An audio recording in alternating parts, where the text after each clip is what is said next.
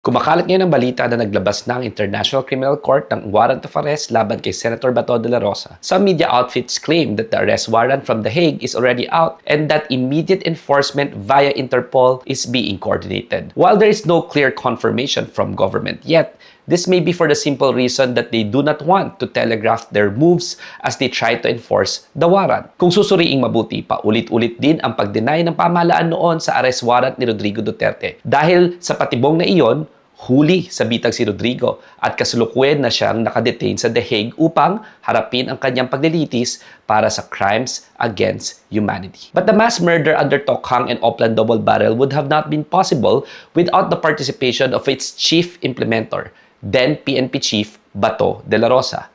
Bato, makinig ka. Harapin mo tong kaso. Huwag kang duwag kung inosente ka naman.